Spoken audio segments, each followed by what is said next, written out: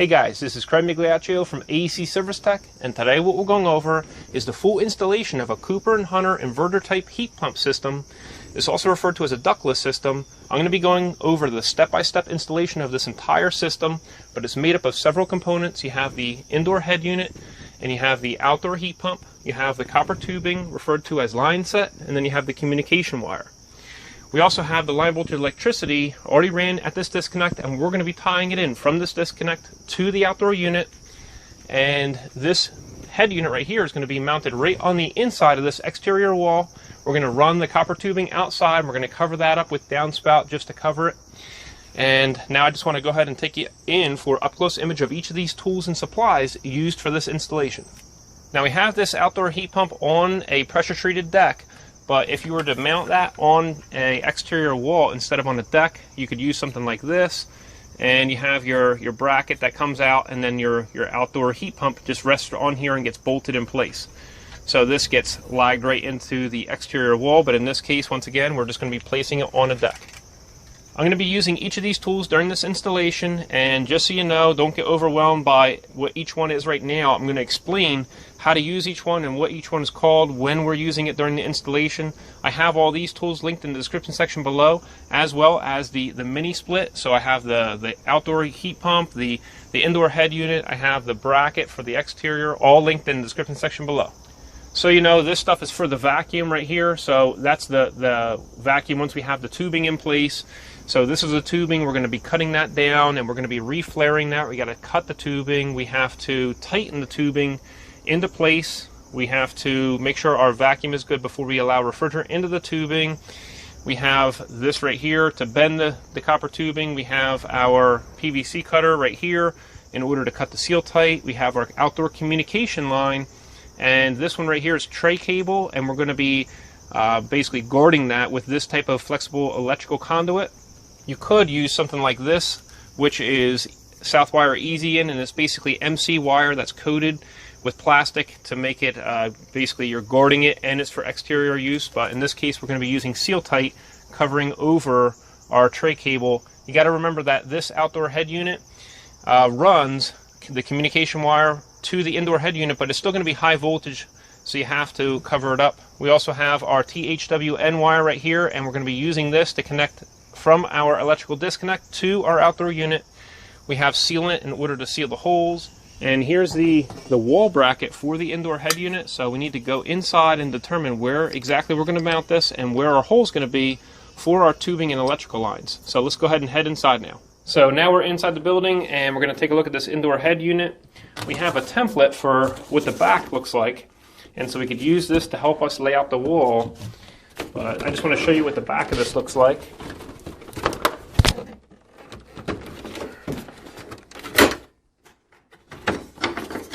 So this is what has to get anchored to the wall, and what you want to think about is where the hole needs to be. Right here is our electrical line, and then right here you have your tubing and your condensate line. So for us, what we're going to be doing is we're going to be taking this copper tubing and we're going to take it straight out this way. So when we're faced like this, everything's going to be down low over on this side. So it's going to go straight through the wall. And so you see where that hole is right there. We're going to basically use this as a template, and we're going to be mounting this to the wall. So let's go ahead and take a look up on the wall right here. So we're hoping to place this right about here. And you can see how our holes all line up, as you can see with our cardboard. Now I'm only holding this metal up just to kind of show you. But basically what we need to do now is determine where our studs are. And I'm just going to do kind of like a knocking. So right here. And right here. So let's move this over a little bit. What we want to do is we want to get our screws right here, or worst case here. And then we'll be 16-inch on center, most likely over to here where our studs are inside the wall. So what I'm going to do is I'm going to mount this plate with thicker screws like this right here, but for now I am just going to be testing for the wall studs with our small screws. So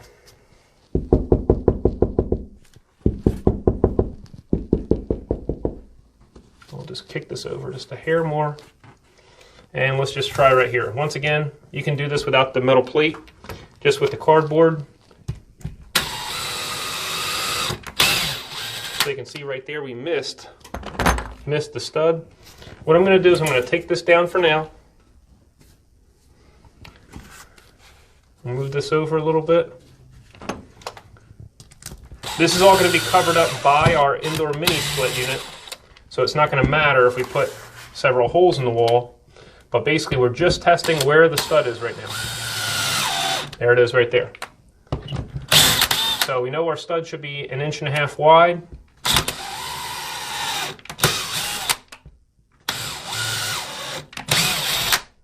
Okay. So it's from right about here to right about there. Which means 16" this way should be where our other stud is, and we can just scratch mark that with our tape measure.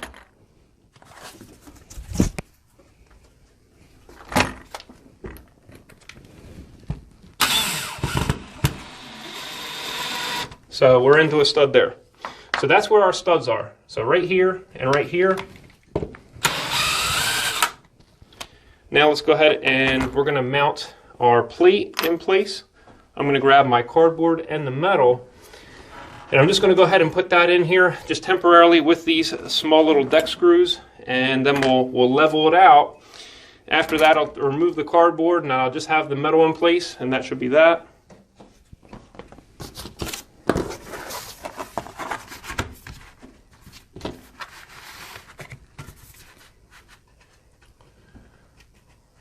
So we're going to go up with just a hair more. Right about there.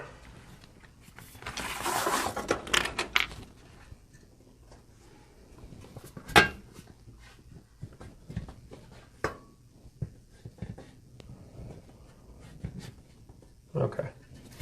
What I'm going to do is I'm going to put one screw in right here, and then I'm going to level this.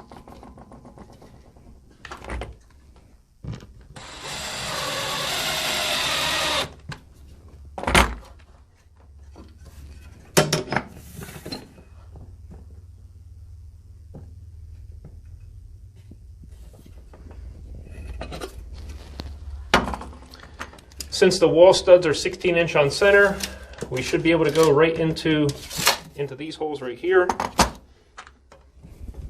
We might have to go in a slight angle just to make sure we make it.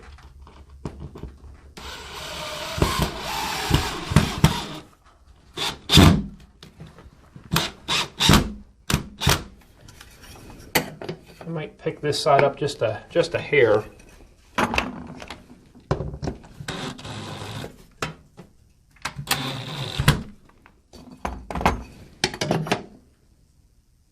Alright, that's good.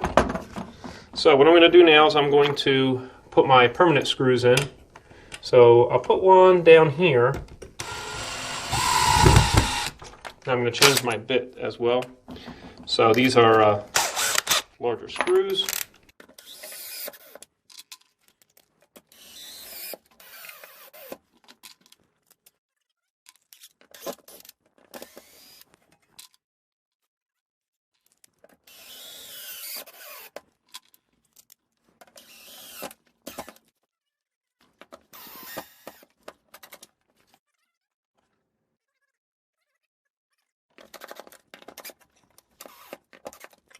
Alright, so now what I'm going to do is I'm going to take my cardboard and I'm going to rest it right on these little ledges, and I'm going to bring it over, and basically we're going to need to know where to drill this hole at. We could also take a measurement over from this metal over to where our line set needs to come out of the back of the indoor head unit.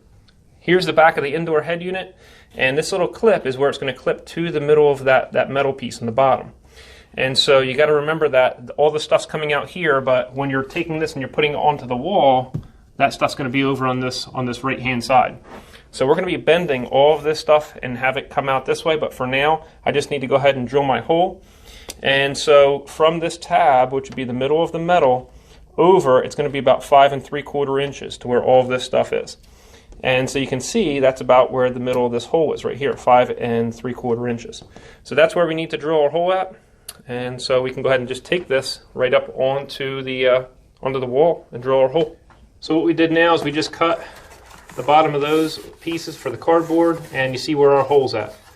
So just to show you, I want to make sure that that hole is not below these metal pieces, because that will be where our mini split indoor head unit snaps in at, and you can see that our hole is not below that. And what I'll do is I'm just going to go ahead and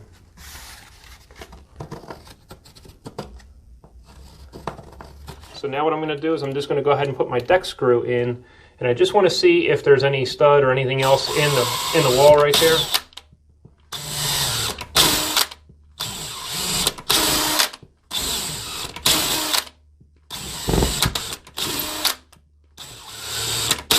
Alright, so you see there's nothing in our wall, and really this is where our stud is, this is where our stud is.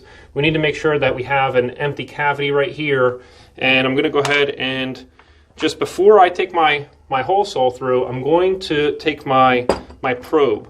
And this probe right here is an insulation hanger. You could also get away with a coat hanger, just the straight ends, and cutting that and then putting that into the drill.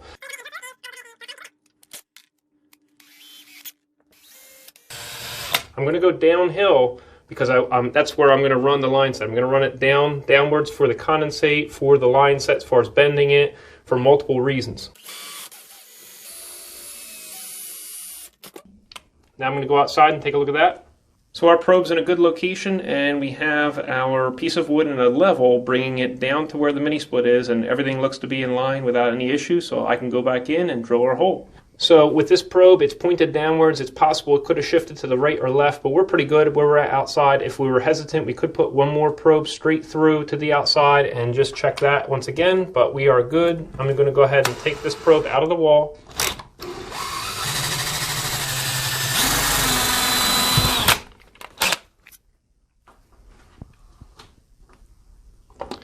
And now we're going to go ahead and drill our hole.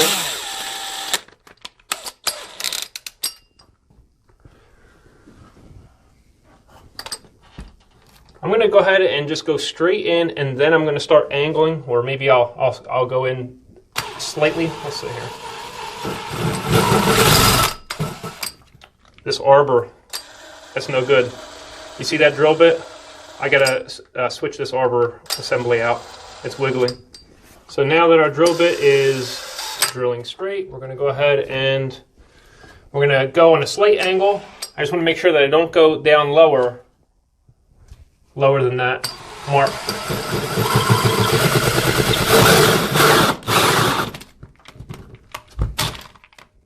I'm just going to put it on number 1. I was going on fast speed. I should be going in low speed. So in this case, we have a little bit of, it looks like 1/8 inch Lawan behind the sheetrock right there. So now I'm going to go ahead and pull this out, and I'm just going to cut this last little bit right here. Before I do that, I'll just go ahead and move this insulation. I don't notice any electrical wires or anything like that, so we're good there. Okay. I temporarily put the PVC in the wall. This is a 2-inch piece of PVC on the angle in which we want to run the line set and the condensate and the electrical line. But anyway, you can see on the inside here where we have our probe to the outside, it's right in the middle of this PVC, and that's perfect. So I'm going to go outside and drill the hole from the outside inwards now. Now I'm going to take this probe out. As you can see, it may have bent a little bit. I'm going to go just a hair higher when I drill my hole.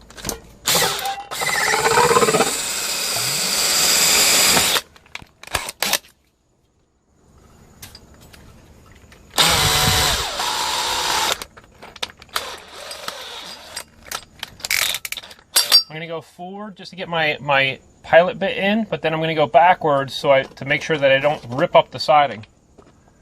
I'm going to go just a hair higher than this.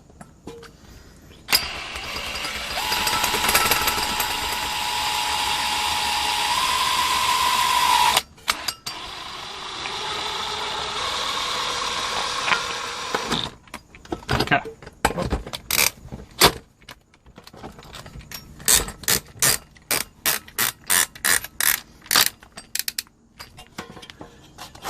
So what I want to do is I'm just going to go backwards now, and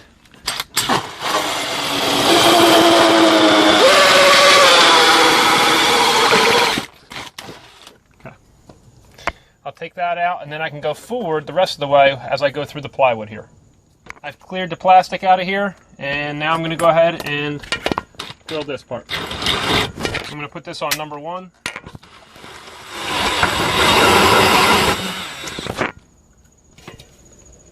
So we're looking pretty good right there. Now I'm going to test it with the PVC.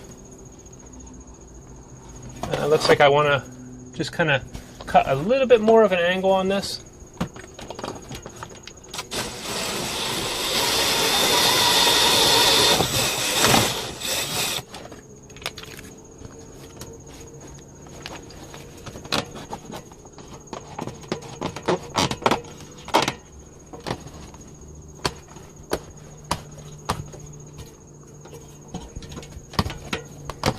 Alright, we should be inside now. I'm going to trace this out, and I'm going to trace on the inside, and then we'll just cut off the extra. So as you can see, I have a line here, and I also already traced a line inside. I'm going to cut those out with a PVC saw, and then I'm going to push this back into place, and then I'll be good to go for fishing my lines through. So now we have our piece of PVC cut. I filed it already on the inside with our round file just to take the edges off so nothing gets caught and ripped when we're fishing our tubing through. So we'll go ahead and put this down in there. It's going to be snug, and that's what I want. I want it to be real nice and snug.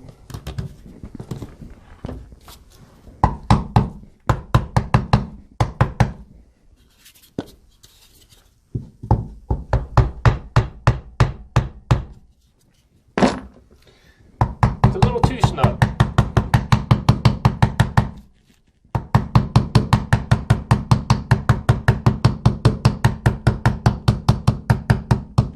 Perfect. So what I'm going to do is I'm going to put just a little bead of silicone right around here before we go fishing our tubing through.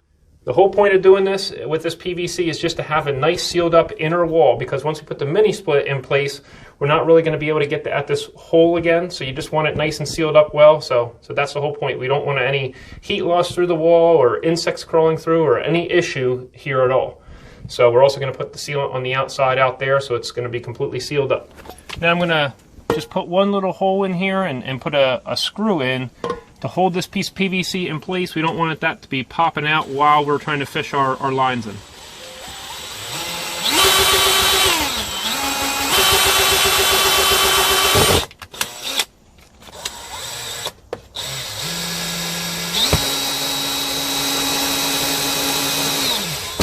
There we go. So now we're prepping the indoor head unit. So this right here on this particular unit just pops right off. And what we're going to do is we're going to have this seal tight connector. We're going to put the seal tight connector in place.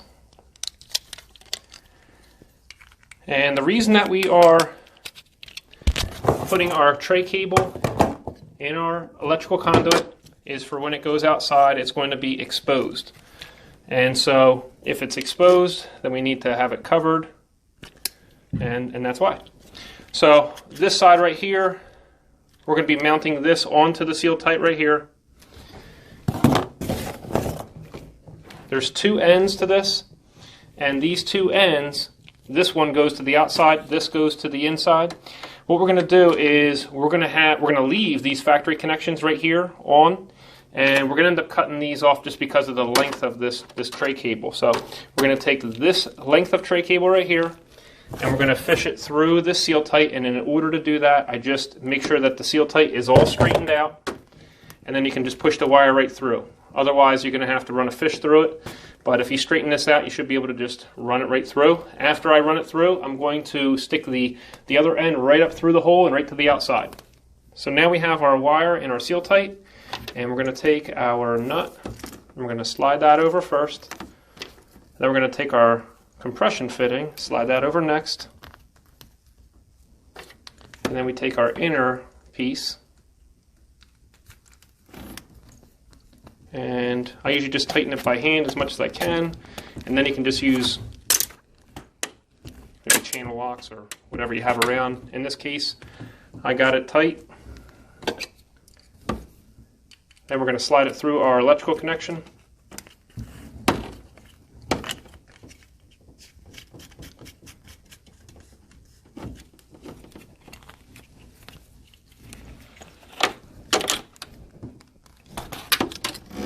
so that's ready. Now what we're going to do is we're going to straighten this tubing out first, and then we'll remount this back in place. This is long enough, so while this seal tight was still straight, we made sure we had enough wire to make it to the front of this indoor air handler in order to tie it in. But we can always pull any slack out from outside. But let's go ahead and now, and we're going to straighten this tubing out.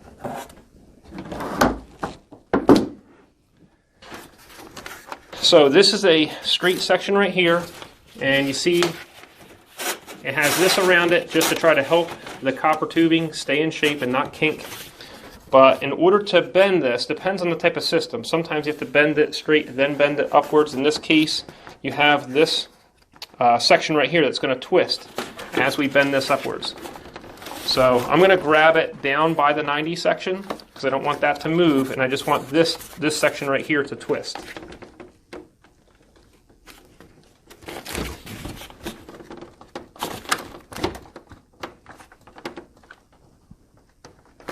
So you just want to take your time and make sure that you don't apply pressure in a bad way, which might end up kinking it.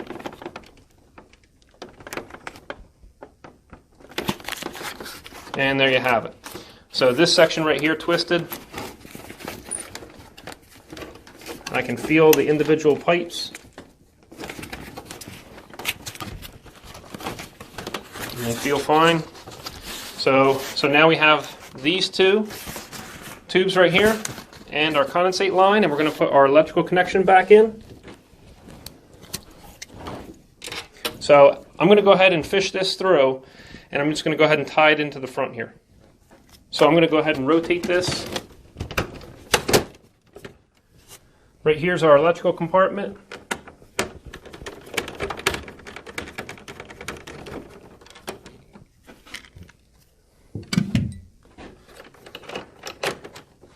So here's our wire, and you see that there is a clamp right here. So let's go ahead and take this mount off.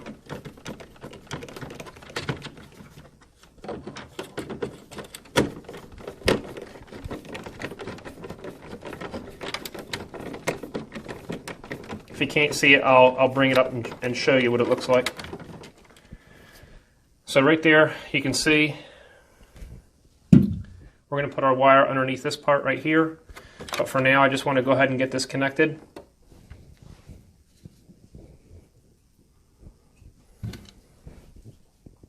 If we were to look at this wiring diagram, right here, it says that red is 1, black is 2, and yellow is 3. And then you have your ground bar. In this case, with this wiring right here, we don't have a yellow, but we have a white. So we're going to take this red wire and we're going to fish it right in here. And it looks like we're going to need to back this screw up first.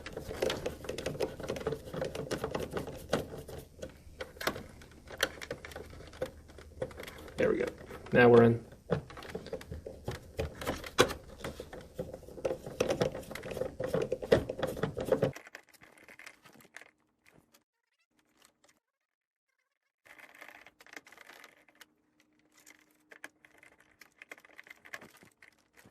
And then we have our white wire, which will be instead of yellow. So basically you just need to follow the color scheme 1, 2, 3 and make the same color scheme out the outdoor unit 1, 2, 3. Not that big of a deal. So if you get the wires messed up, you just got to remember what color you put on what number, and that's it. It's pretty simple.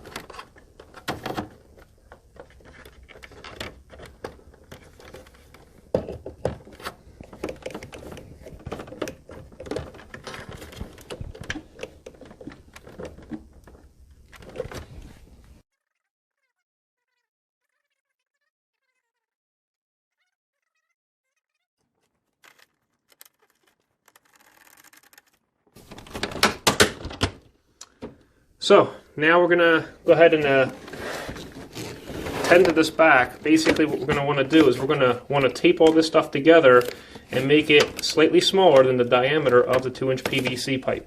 So I already fished this seal tight with the electrical wire right out through the hole. So we're right below the hole and to the side. And what we want to do is we want to just make all of this all bunched up And you got to remember that we need to get it smaller than 2 inches. So 2 inches is the inside of a piece of PVC. And so I just typically use electrical tape in order to accomplish that.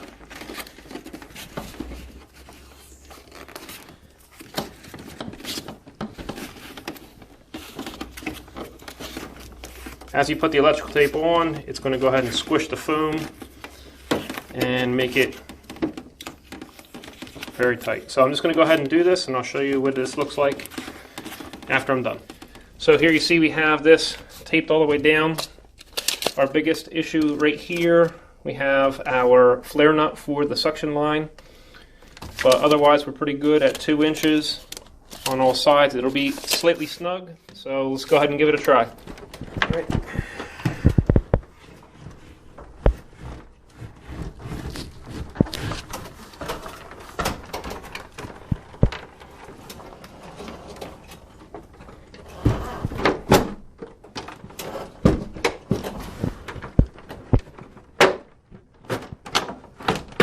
If you ever have trouble with the snaps right here, or if you want to take one off, I like to use a siding tool like this. It's called a side swiper, and you can come right up in here and pull that down. You could also just take a clothes hanger or insulation hanger and bend it in order to get in there and pull it down. But basically there's just the 2 ledges up top, and then you have the 2 little clips on the bottom that clip into the holes in the metal. So you may have to just shimmy it a little bit from side to side. When you do that, make sure that you have the bottom kind of pulled away from the wall a little bit so it doesn't scrape the wall on either side. So there's usually a little bit of play. You can kind of go from side to side in order to get these to line up, and usually you can kind of see them underneath. But this one's all good. It's not coming off now. You see it's stuck in place. So this is all good. So now let's continue on our installation on the outside. Now we're outside. What I did is I cut the electrical tape off, and so you know, I have blue tape on the end of this vapor line. I took the cap off inside. You always want to make sure that when you're initially inspecting your indoor head unit, which is also referred to as your air handler there, you want to make sure that when you take the cap off that there is nitrogen pressure that does escape, and that would signal that you're fine, you don't have any leaks. If you were to unscrew one of your 2 caps and there was no pressure that came out, no nitrogen, then that would mean that there may be a leak, so you might want to replace that. But in this case I took this off just to make sure that I could go ahead and fit it through my hole, and I put blue tape on it. So now I'm going to go ahead and bend this tubing downwards. As you can see, that's not going to be a problem. The seal tight's not going to be a problem. And we're already on a slight angle downhill with the PVC. You don't want to come straight out. You want to be on an angle downwards. So I'm going to go ahead and start bending it. We also have these springs here, and that's also going to help us and to avoid us from kinking these lines. If I could get my fingers up in there, I would also want to get in there. You want to make sure that when you are bending the copper tube that you don't just grab here and push right in. You want to kind of do it a little at a time, and if there's any way to get your bend points in different spots, that's what's going to be beneficial. I like to kind of feel where my tubing is as I'm bending it.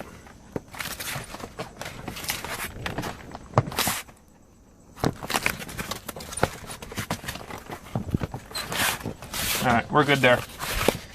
So there's our tubes, here's our condensate line, and there's our seal tight. That'll all fit in a downspout, and that'll cover that, and you won't see it after it's all done.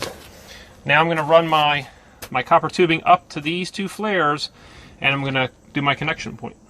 We're going to tighten our vapor line first, and as you can see right here, this is 1/2 inch and this is 3/8.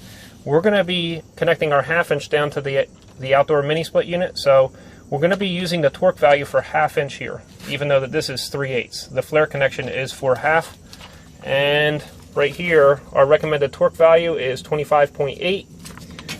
We already have our torque wrench set to that. It's right here. That's the metric side. Here's our foot-pound standard side.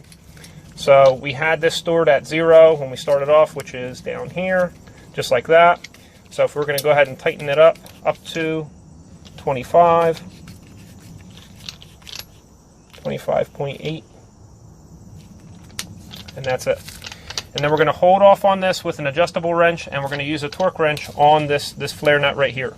Before we get started doing that, I just want to go ahead and put some either refrigerant oil or nylog on the flare face. So you don't need a whole lot, just a little bit.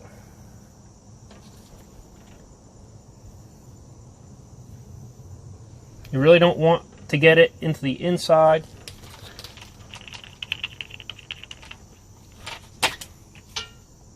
Just on the flare face itself, and you don't need it on the threads. In fact, if you put it on the threads, it'll act like a lubricant and you'll over tighten that. So we want to make sure that we're nice and lined up, which we are.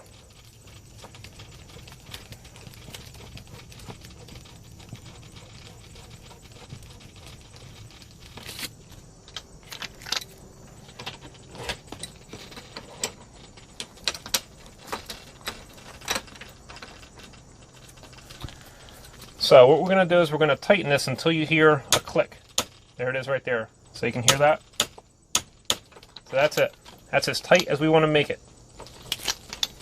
Now, in these instructions right here, it says to back off and retighten again at, say, 26.55. We can go ahead and do that. It's not that big of a deal.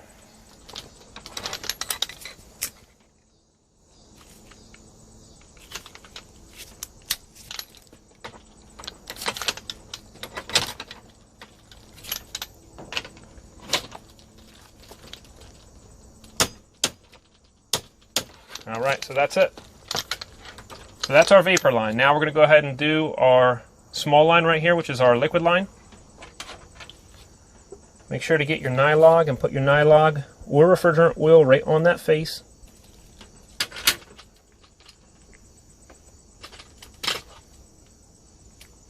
So these are factory flares. On the other side, we're going to have to cut those.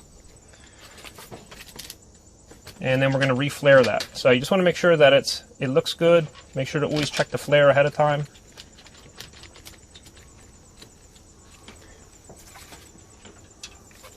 Right here we're going to be setting this to 11 pounds, and then we can retighten it to 11.8. We're also going to have to switch this out right here. So now we switched out the head, and we're going to switch this. This is meters, here is foot-pounds. Let's bring this down to 11.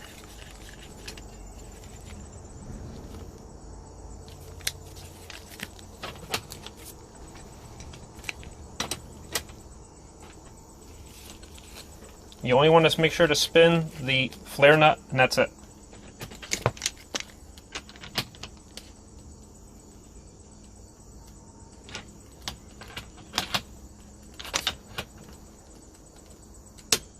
Alright, so there it clicked. The instructions in this manufacturer's literature, which is the Cooper and Hunter mini split, is to loosen this back up and then tighten it down at a slightly higher torque value.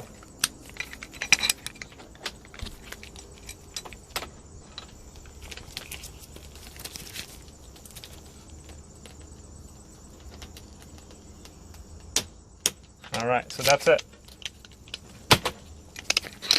We're done up here for now, but we're going to come back and we're going to seal up here. We're going to cover this with insulation, but for now we're going to leave it all open just so we can do our leak checking when we do our pressure test after we do our final connections down at the unit. Now we're down at the outdoor unit, and I'm going to continue to wind out my line set a little bit.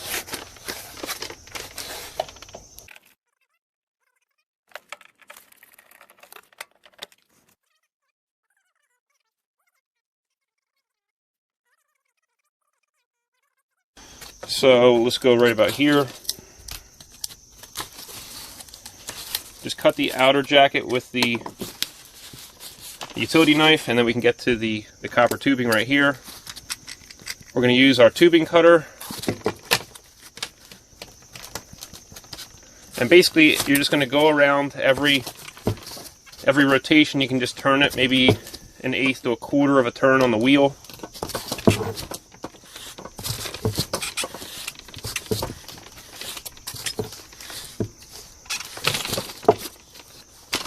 And that's that. We'll cut our liquid line as well.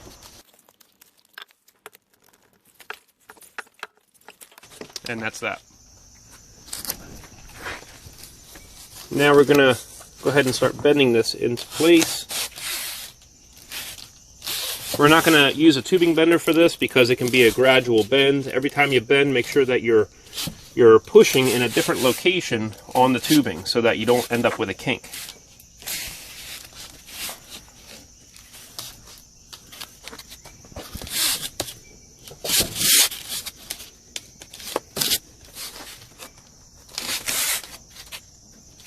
that looks pretty good right there.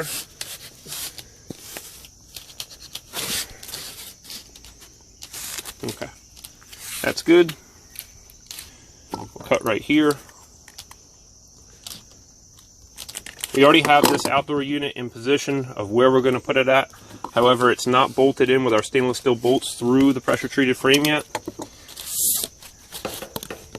So before we end up flaring this, we're going to need to take that flare nut off first. But I can just go ahead and cut this now. And we're going to basically go in the middle of this flare nut where that is. With our thumb, we can go ahead and mark it with a Sharpie, but in this case, I'm just going to go ahead and apply the tubing cutter right away.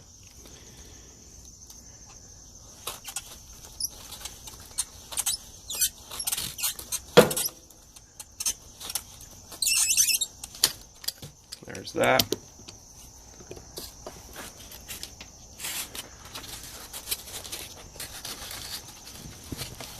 You're going to want to hold the 1/4 inch line in the same location as the vapor line.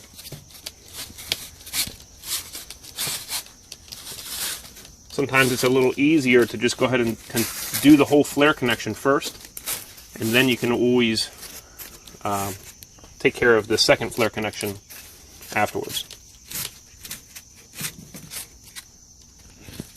So right there.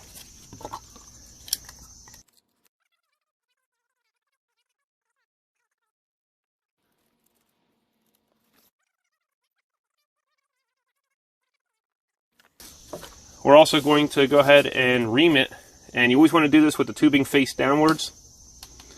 I usually do not use a stick reamer. I only use a round reamer for this, for when I'm doing my flaring. I want to make sure that I don't scar the inner walls where my flare face is going to be. So that's why I just use my round reamer.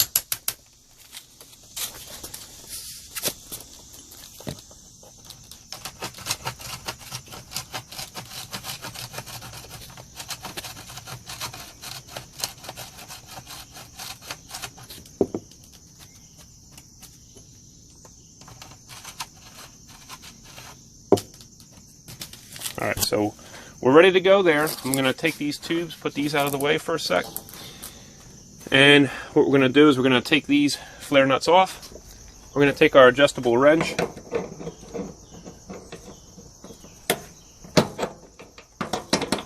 We'll loosen up these flare nuts.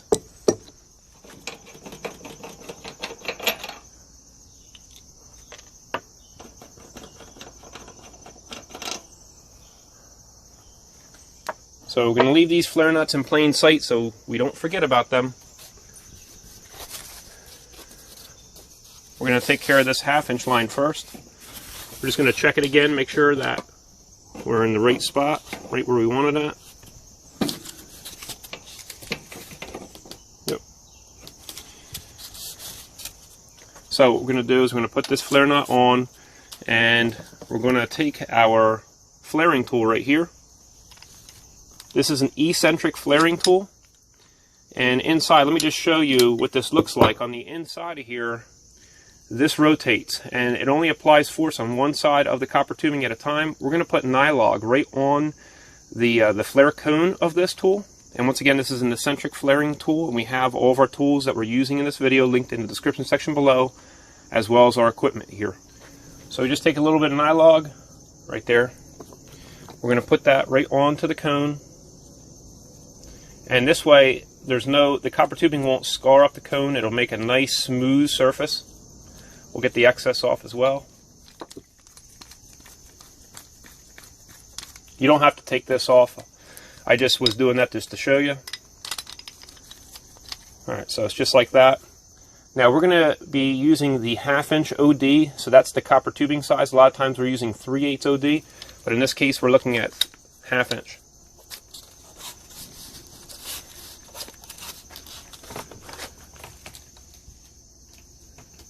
When we do this, we want to make sure that our copper tubing is out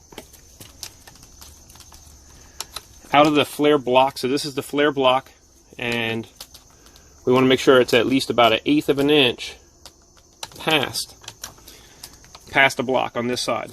There's some tools that have a automatic guide, but I like to make mine just a little bit bigger. And once again, make sure that you remember the flare nut. That's pretty important.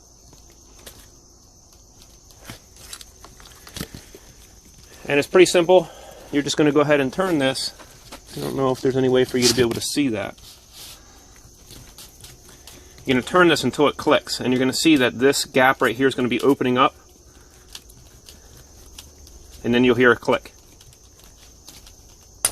And that's it. And you back it up.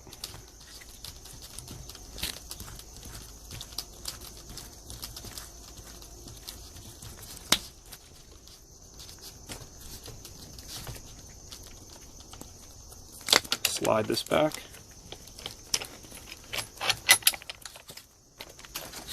And then we have our flare. I'm going to show you an up-close view of this. So here you see the flare, and the flare takes up the entire inside diameter of the flare nut. So that's good. You don't see any scratches on that flare at all, and so that's good, ready to go. Like I mentioned before, sometimes you want to get this in place and then put the other one in, but just for the sake of this video and so you can see it clearly, what I'm going to do is I'm just going to go ahead and take care of this one now. We're going to put the flare nut on. I'm not going to get that on until I get this ready. So we see 1/4 inches right here.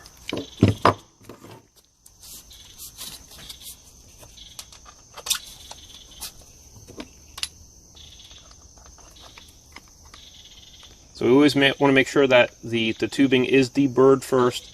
Make sure that the copper tube is about 1/8 of an inch past the block. And this right here will line up right into one of these little holes, one of these little notches that's cut in here. And so it'll line up real good. And once again, you just come right in.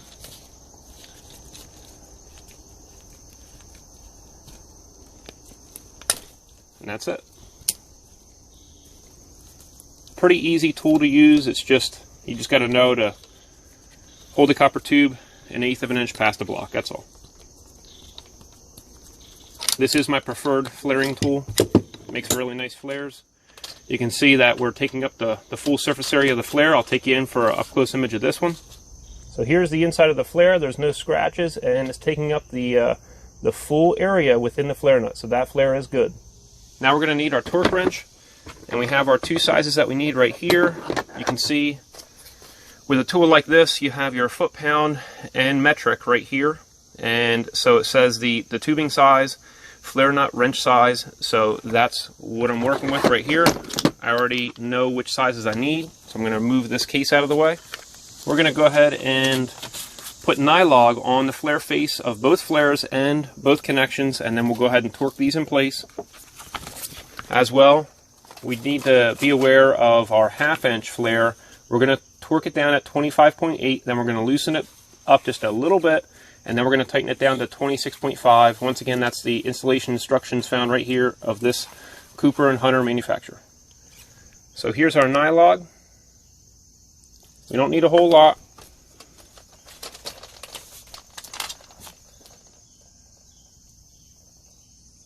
You want to make sure to not get it into the inside of the tubing, just on the flare face itself, not on the threads, otherwise it's a possibility of over tightening them.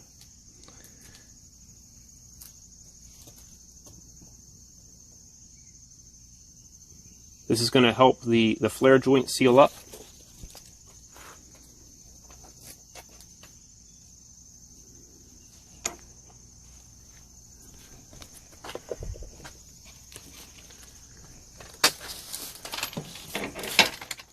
So when you do a flare, you want to make sure to just get your nut all the way forward, and this way the flare face is not getting scratched as you're doing your preliminary tightening.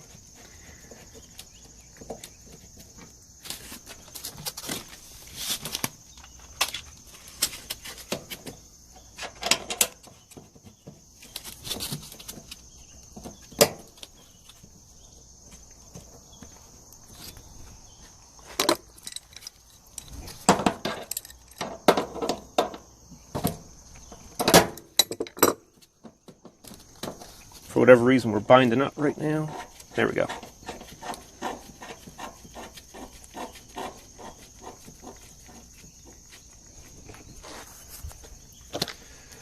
Our torque wrench right now is set at all the way at nothing, so we're going to go ahead and crank that up to, this is the metric side, we'll look at the foot-pound side, to 25.8.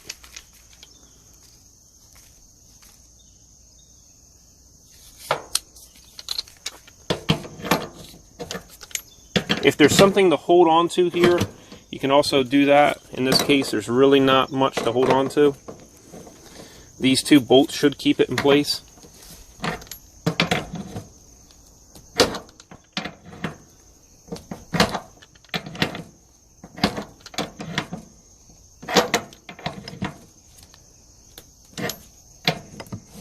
Now we're waiting for our click. So that's that. Now we're going to back this up just a little bit. We're going to tighten this.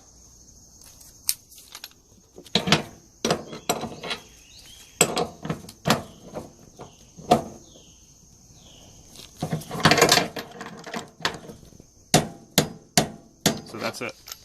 To switch out the head, we just press this in. And now that head's in place. We're going to reduce this down to 11 foot-pounds. And that's stated right here. 1/4 inch, 11 pounds. And then it says, so use a torque wrench to tighten the flare nut according to the torque values in the torque requirements table below, then loosen the flaring nut slightly, then tighten again. When we tighten it again, we're going to tighten it at 11.8. Now you hear the birds singing just because I'm talking. We're outside, it is what it is. So we're at 11 right now.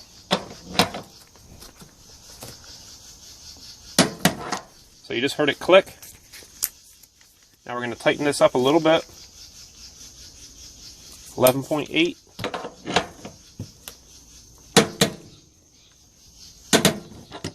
So that time we didn't loosen it. We can go ahead and loosen it. My apologies. We're at 11.8. We'll just go just a hair higher.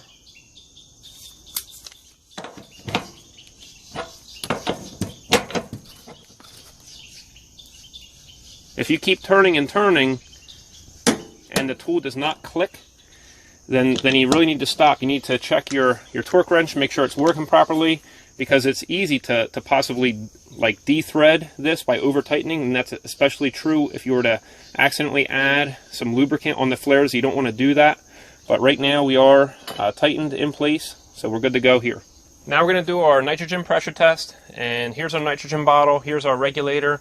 We're going to use a compound manifold gauge set for our pressure test. Maybe that's the only type that you have, so that's what we'll do. But for a pressure test, the best one to use is a digital manifold set, because you will see the incremental changes in a pressure drop. If there is any loss in pressure, you're going to be able to see it real quick right here. So if you use the digital manifold gauge set, you could do this in about 10 minutes. You could just let the pressure sit in here for 10 minutes to see if it falls. If you're using a compound set, you're going to use it for maybe about half an hour to an hour, and you might want to tap on the gauge as well to see if the needle falls and if there is a leak. You're also going to need a 5/16 to 1/4 inch adapter, and that's because this port right here is 5/16. And there is a valve core on the inside, otherwise known as a Schrader valve, and there's also a Schrader valve in here and a valve core depressor. So we're just going to go ahead and screw that in. So even if there was pressure in here, which there's not, the tube is empty, this extra valve core right here would hold in the pressure. But anyway, this is what we're going to be using for this instance. You could use a valve core removal tool and just remove that valve core out of here for during the pressure test. That's fine as well. We're going to mount our blue low side hose to the vapor line now. We also want to make sure that our handles are shut and the hoses are snug before we go ahead and do our final connection right here. Then we're going to make sure that our nitrogen's at 0. We're going to go ahead and connect our yellow service hose. Make sure your thumb screw is backed out before you open the nitrogen bottle, otherwise you're going to have pressure immediately go from here into here. So we'll open this up, and you see our pressure is about a little over 1,000, maybe it's 1,050. What we'll do is we'll just go ahead and put this up. We're going to pressure test this up to right about 300 psi. I typically pressure test a mini split or ductless system at about 300 psi, regardless of the system. So the whole point is that you can just let the pressure test sit on here longer. You don't want to over pressurize the system, and that's especially true in the case of an older system. You don't want to pressure test that too high.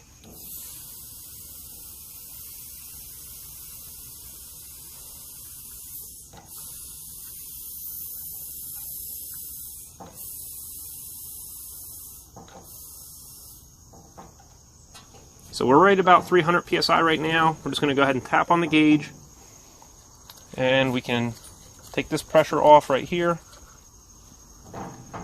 We're a little bit lower than 300, about 298. So we're going to go ahead and just let this sit on here for about 20-30 minutes, and we'll go ahead and see if the nitrogen pressure has fallen. During the pressure test, you can check for bubbles, and that would indicate that there's a leak at the flare. If you have, once again, a digital manifold set, you can just see the pressure drop, and that would signal that you have a leak. But this is just something that you can do right away in case you just are concerned that you might have a leak at a flare. But we saw that both of these flare faces are good, so we should have no problem here. And then we can also take our bubble leak detector up high and check those two joints as well. Just so you know, this is anti-corrosive bubble leak detector, so it's not going to hurt the copper tubing. You don't want to use dish soap and water, because that could eat away at this even after you wipe it off. But right now you see that there is no bubbles, there's no foaming action, so we know that there's no leaks right here. All right, our pressure test has held. We're right at about 30 minutes. I'm just going to go ahead and tap it again so you can see our needle is not falling. So we are good. We also did put some bubble leak detector on both sets of joints, so everything's fine. And what we're going to do is we're going to shut our valve here, disconnect,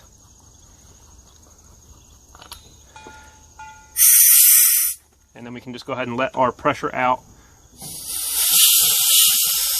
You want to make sure to not shoot the valve core depressor out when you're releasing the pressure. Just be careful of that.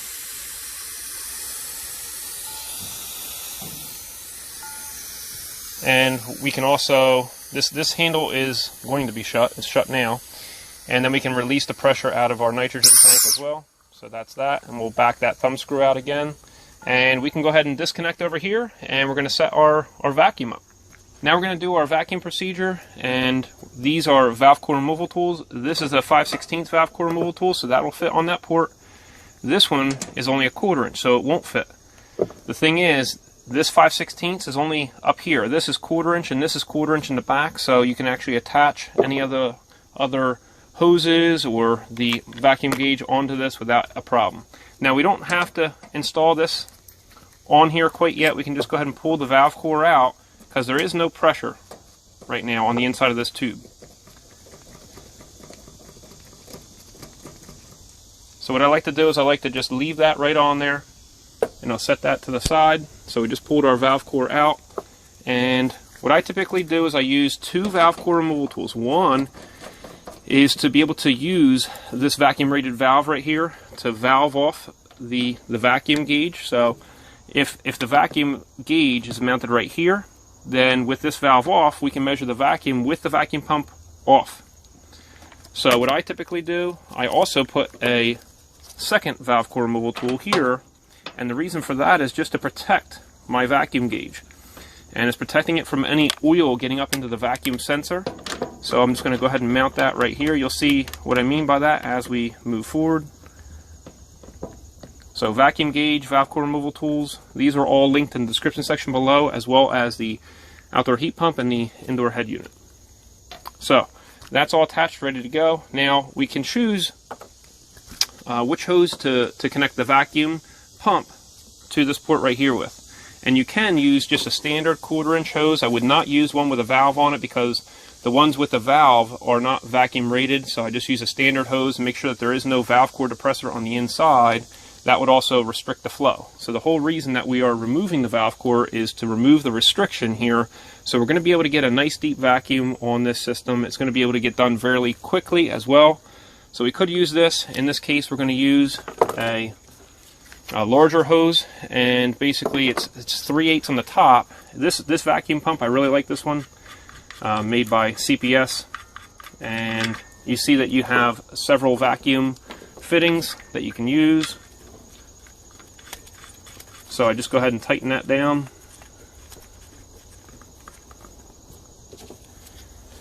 And so we're going from 3/8 right here to 1/4 inch.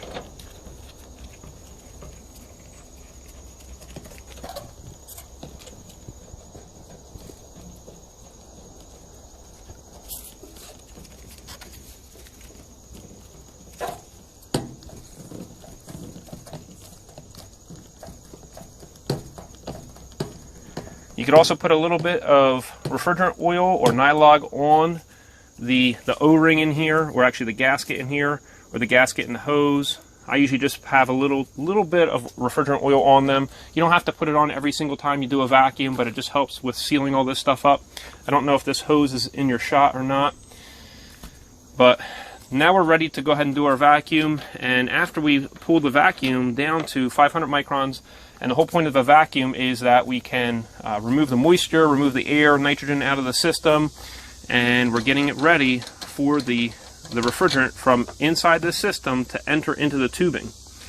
So when we pull the vacuum down below 500 microns, and we're able to hold 500 microns after the vacuum pump is off, that's when we know that we have no water, no leaks, no air. We already know that we don't have any leaks because we did a nitrogen pressure test ahead of time. And in order to break the vacuum, we're going to need an Allen wrench. So I have one right on my ratchet set right here. You can use a standard Allen key. Most of the time on mini splits, our standard 2-size ratcheting surface wrench adapter doesn't quite fit in there. So you don't want to strip out the fitting. So we're just going to use this one right here, which is the correct size. So now we're ready to go. We'll turn our vacuum gauge on, and we're going to change the units to microns, but you can see it in inch HG or many different values on this gauge, but we're just going to set that to microns. So we'll see here. So now we're on microns. We'll turn our vacuum pump on. As well, there may be air trapped within the valve right here. So as we do with the vacuum, you might see me just turn this off and turn it back on. And that's the only reason that we're doing that, is just to make sure that we don't have any air trapped right here in the actual valve. So it's going to start off in the thousands. We just got to get down to a readable level first, and we should be coming up on that level fairly soon.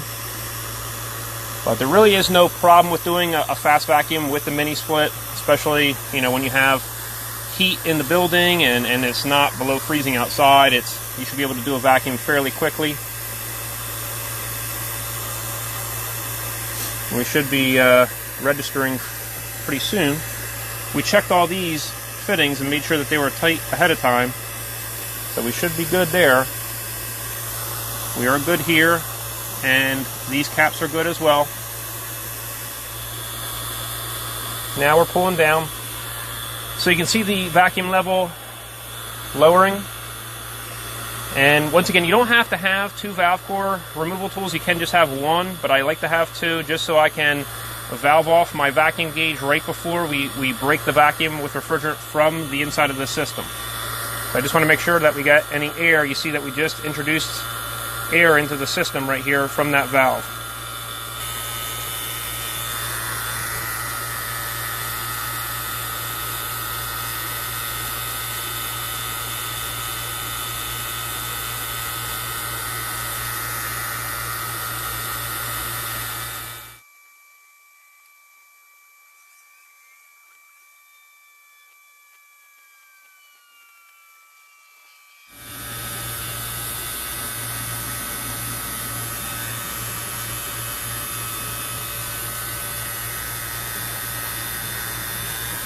Now we'll go ahead and shut this off, and we'll see if the vacuum level rises up above 500 microns.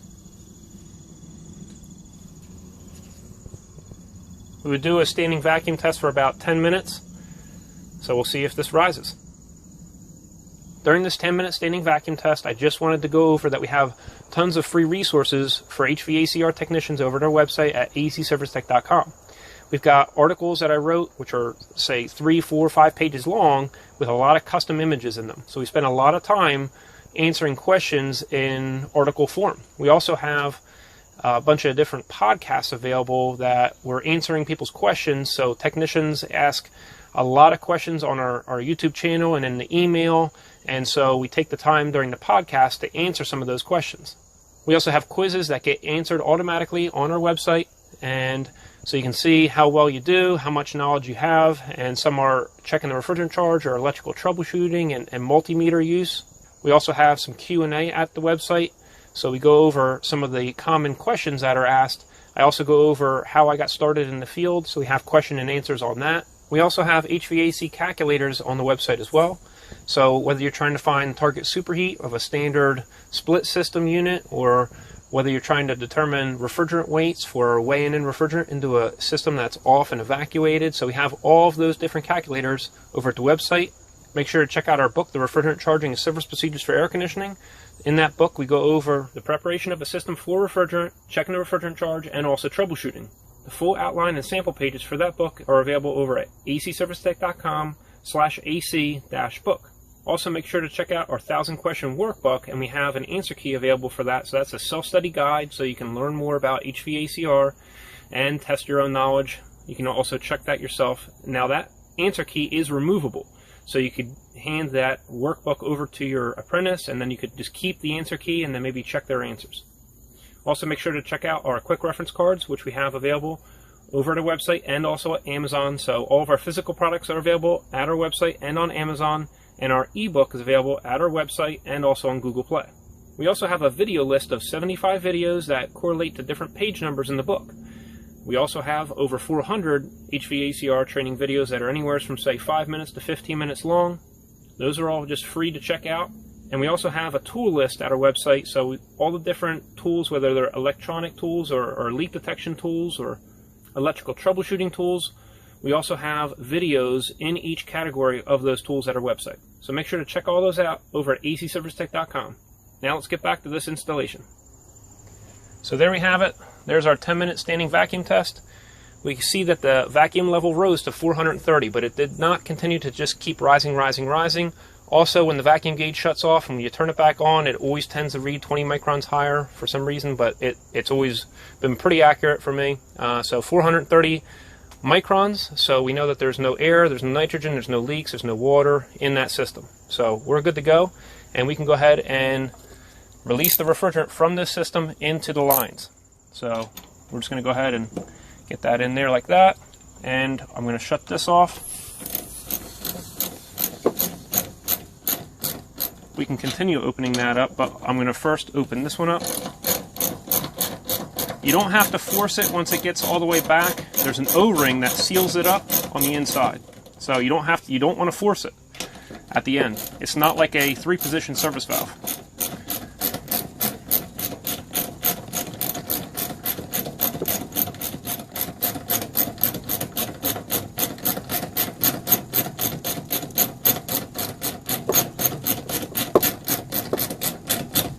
So that's it.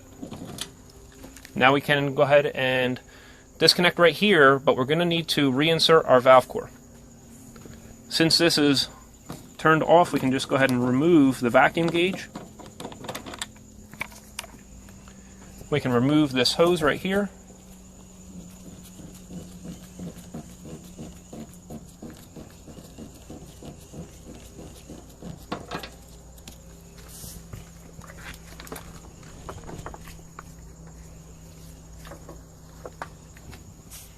Now we're going to put the valve core back in, and in order to do this, we're going to loosen this connection up just a little bit because the gasket is squished right now, and we want to get that valve core back in. So we're going to put this in here. We're going to purge a little bit of air right here.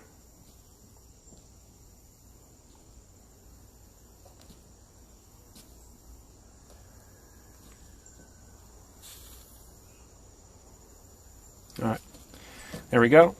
And we're just going to loosen this up just a little bit. We don't want to loosen up too much, but see, you now have a little bit of play.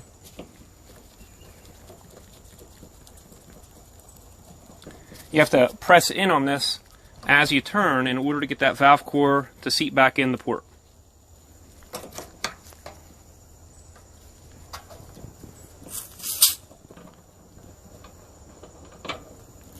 Now we're going to put this cap on, and it has a hole in it, and we'll just put this right here on the end.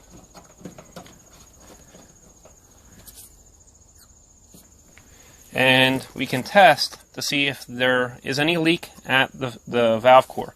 Now, we're actually going to attach our gauge set to this in order to check. So we really don't need to do this right now. We'll do this afterwards. I just wanted to show you, just in case you were to get to this point and you weren't going to attach your gauge set to it.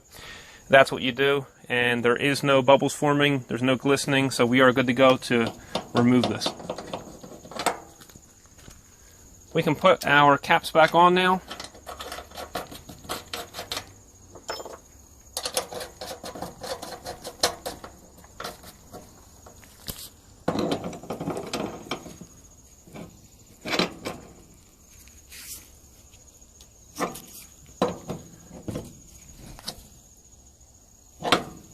At this point, we're going to switch gears and we're going to wire in our outdoor disconnect, and we're going to also attach our communication electrical lines.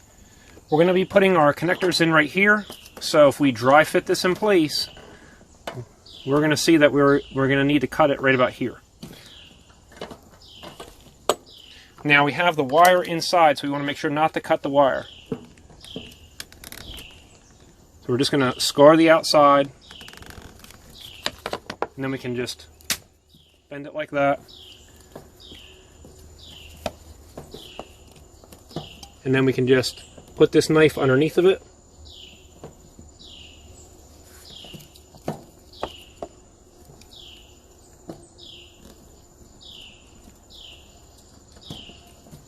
And that's that. So we'll pull this all off.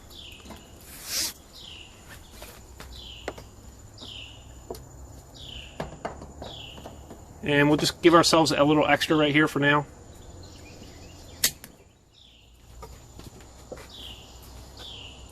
We'll also take this cover off.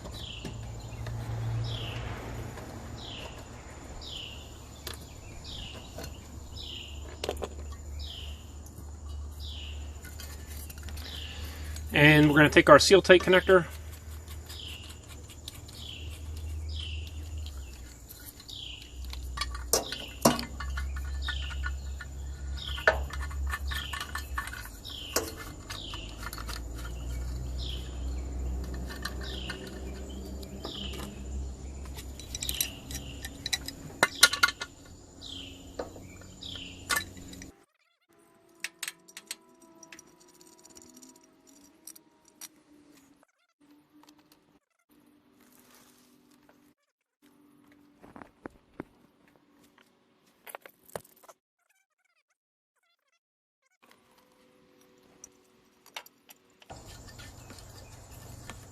So we have our conduit protecting our high voltage lines going from the outside unit to the inside unit. You got to remember that this outdoor unit is the one that has the high voltage power from the disconnect, and then this unit communicates and powers the indoor unit. So that's what this conduit right here is protecting, the high voltage communication lines. Now with this right here, you can see we're going to want a little bit extra line so we can take this cover off. So this is good. So we're going to strip this down just a little bit. So what we can do is, there's our green wire, which is our ground, and we'll come right near there.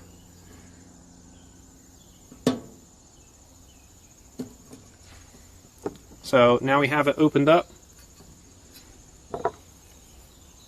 And we'll take our ground and we can just pull that out. So if you just scar this with the utility knife, and you can just go ahead and follow the green wire down and then just pull the green wire out, you can pull this down to this section, and then we'll just cut all this right there.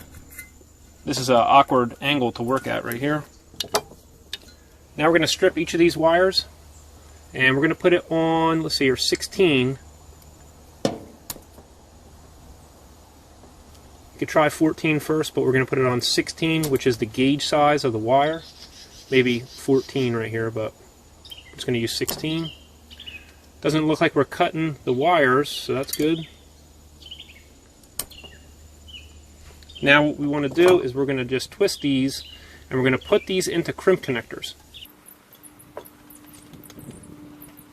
We have our crimp connector and our wire, so we can just insert that in, and then we're going to crimp it.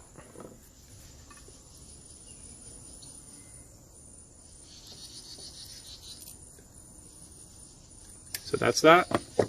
We're going to do that for each of the wires.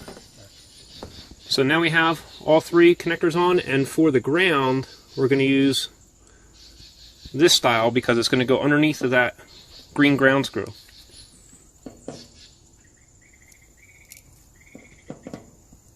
So that's good.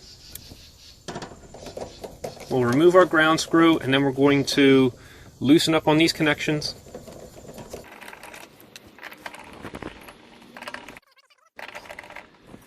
If you remember from our inside unit, red was number 1.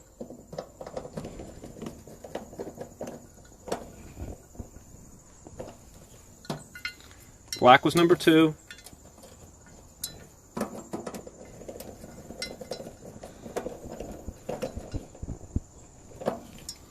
And white was number 3.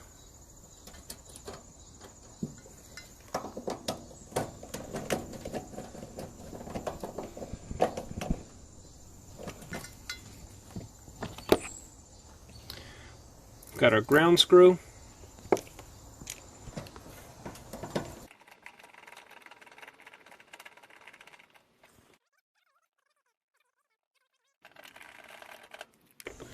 Now we're going to do our wiring from L1 and L2 over to our disconnect box. So we're going to have 3 wires, the ground, L1, and L2. Now we're going to dry fit the seal tight. We're going to need to put a connector right here, and that's where it's going to go at. So we're going to hold that there.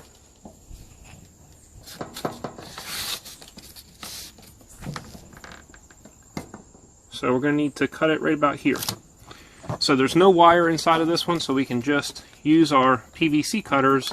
I'm just going to rotate as we go through, and then we got it. So that's a nice clean cut, and we'll just slide our nut on, and we'll go ahead and put this on. Now this is the side that we're pushing the wire into, but it wouldn't matter if we even put this on both sides ahead of time, because we're going to have such a small piece of seal tight like this. In our flexible conduit, we're going to be putting our 14 gauge THWN wire, which is our stranded wire, and we're just using 14 gauge because our max fuse is 15 amp. You could use 12 gauge if you have it, whatever, as long as it's at least above 14 gauge, that's fine. Now I'll put our stranded wire into our seal tight. If this was a long length, then what we would need to do is keep our seal tight straight and push our wire in while somebody holds the other side, or you can just tape one side of the seal tight and just kind of pull it straight and fish your wire through. You could also use a wire fish. So now we have both the wire in on both sides, and now we're going to go ahead and put the connector on this side. We'll take this cover plate off, and we're going to fish our wires right into the connector.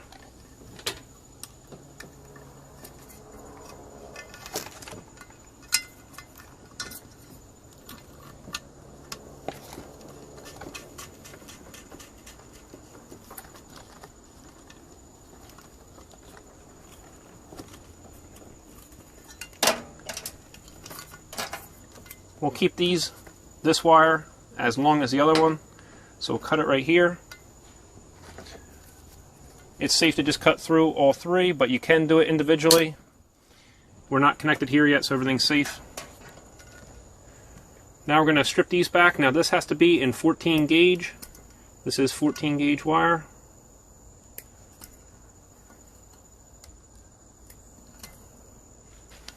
We'll crimp our connectors on now.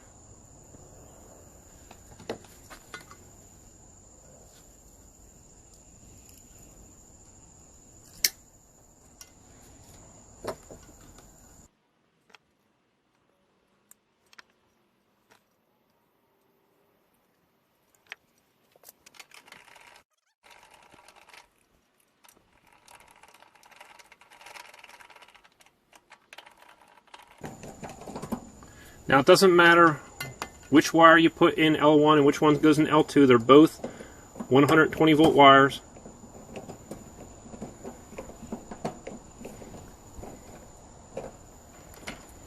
Before we connect our electrical lines into the disconnect, we're just going to make sure that the power is off. We're going to check that with our multimeter, and that's what we're going to be doing next. Now we're going to remove the disconnect, and you see that it just has one screw here holding it in place. And we're going to check for voltage, which the breaker is off right now. We're going to check for AC voltage, and we have nothing. So that's good. It's safe to go ahead and work in here. We need to mount our connector right in here, and normally you'll drill both of these out at the same time, but our electrician just left this sealed, and so we still need to drill this out. We know that we have no voltage here, so let's just pull that wire out of the way. We're going to take our unibit here, and we're going to drill up.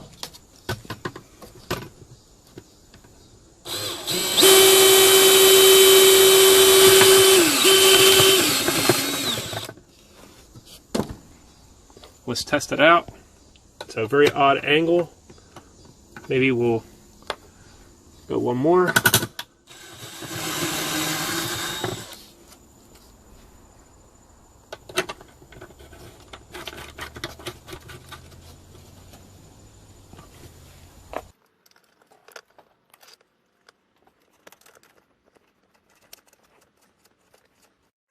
Now we have to strip these wires back, and we'll crimp our connectors on before placing these into the disconnect.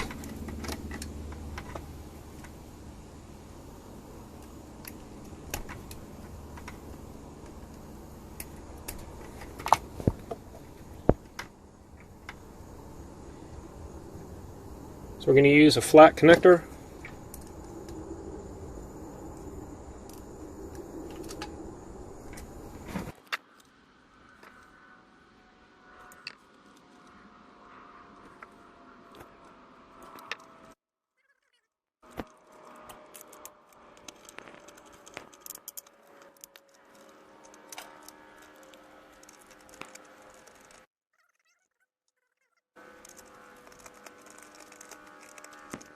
So now we're going to finish putting this disconnect cover on. And now what we're going to do is we're going to run this piece of PVC up, and we're going to mount the drain line right into this piece of PVC. We're also going to put our downspout over top of our lines, and we're going to seal the penetration through the wall to make sure that it's waterproof. Down here, as you can see, we have our 245s, and we drilled a hole through the floor, and this drain line continues down through this deck. So we have this piece of PVC glued down on the bottom, and we can actually just shove this piece right in there. It will go in a little bit, and then we can just zip tie this piece of PVC right to these two. So I'll take care of that in a minute. We have our geocell, which is our exterior sealant. We can also use silicone if need be, but let's go ahead and use this up.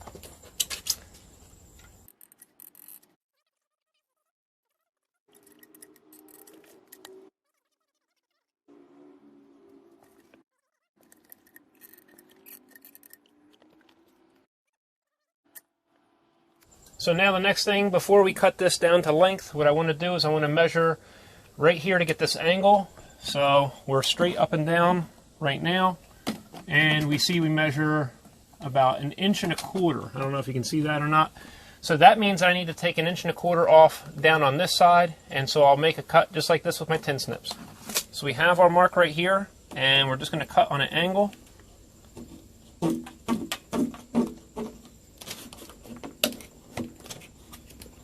And then we're going to cut straight across over to our other mark on the back.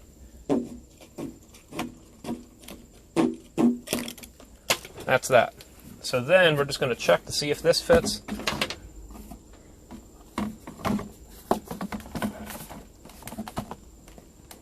Looks pretty good.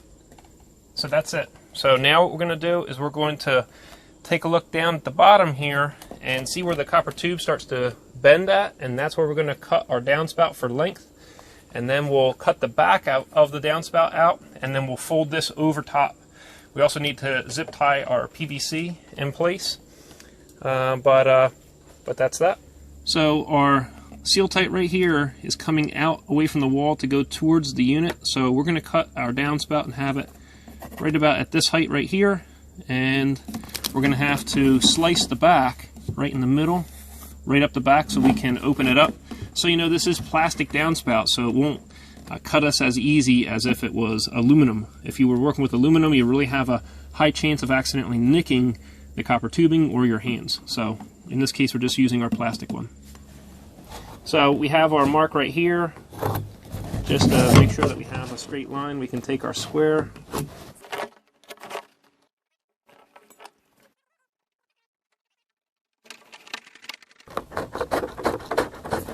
Now what I'm going to do is I'm going to do a pre-cut around just to make sure it'll be easier to get our final cut afterwards.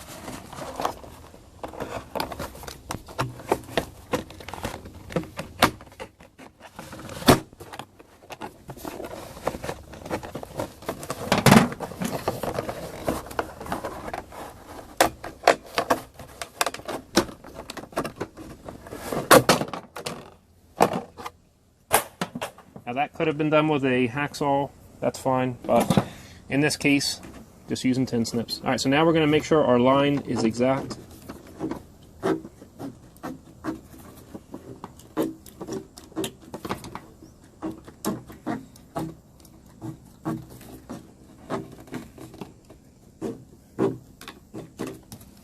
So that's that. Before we cut the back out, we want to make sure that we have the right angle, which we do now. And we can take a pair of 90-degree tin snips, and it would be a lot easier if we go like this. And we can just take that right along the whole back.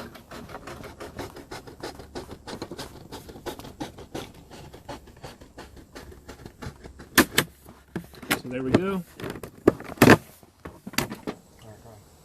Now that we have the back all cut out, we're going to place this over top of where the line set is. And then we can go ahead and mark where we need to cut the back of this out at.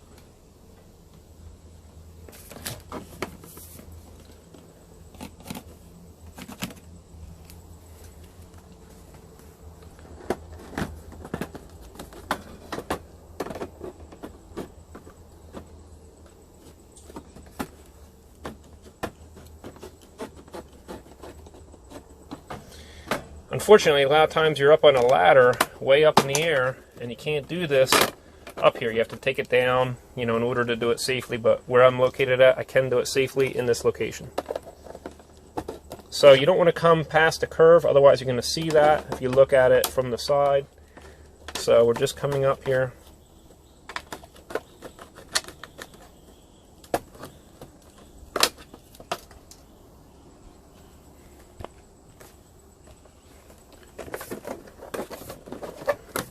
Up on this top right here, we could have just left that intact, but we did cut the middle out. It would have been more rigid if we left that intact. Unfortunately, we did not.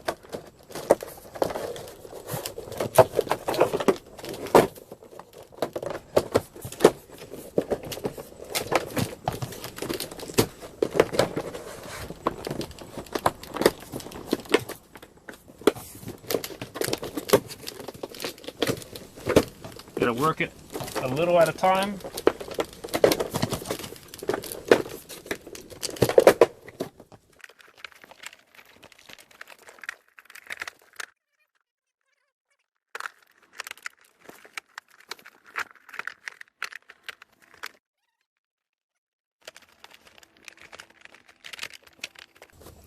Now we need to make sure that this is all level. So I can see that this is actually level. Everything is good. We have our bubble right in the middle, so we're good to go. I'm going to go ahead and screw on our stainless steel screws through our PVC clamps, and then that'll hold that right on this wall here.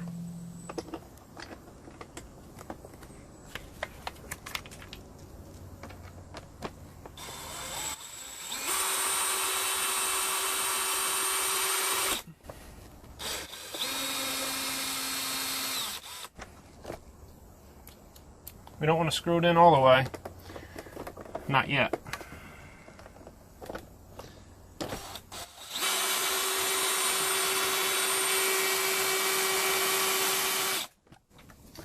If there's a lot of tension, you don't want to keep pushing on these clamps, but you can see there's plenty of play left.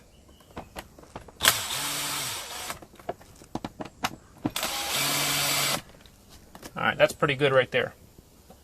That's good. And then we'll put another clamp down low. So we're ready to put this other clamp in place, and our bubble is right in the middle, so we are good. I'll go ahead and screw this one in.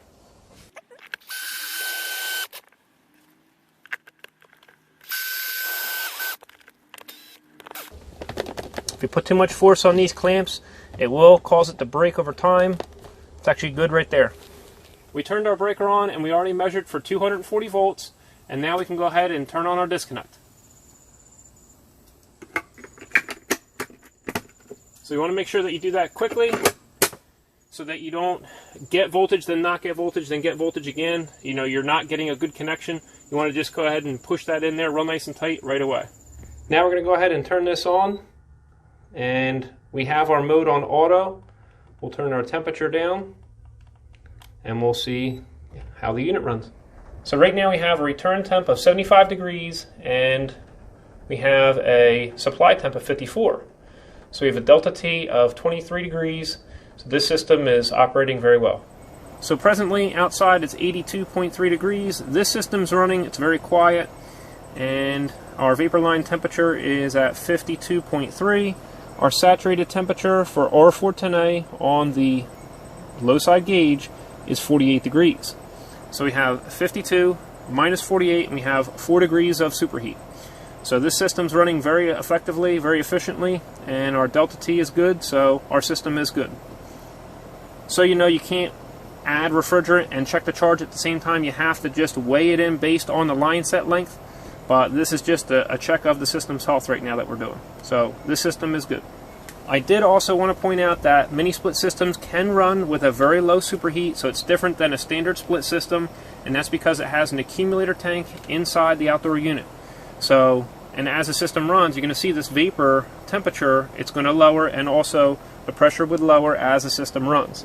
So presently right now we have about 3 degrees of superheat, but there's an accumulator tank inside that protects the vapor compressor from any saturated refrigerant entering it. So these systems can run very, very efficiently at a low superheat. So the system's running now. You can hear it's very quiet. That's all good. The only thing that we did not do is we didn't put the stainless steel bolt and nuts in to hold the feet, but we'll take care of that right after this video. But I hope you enjoyed this full installation of a mini split.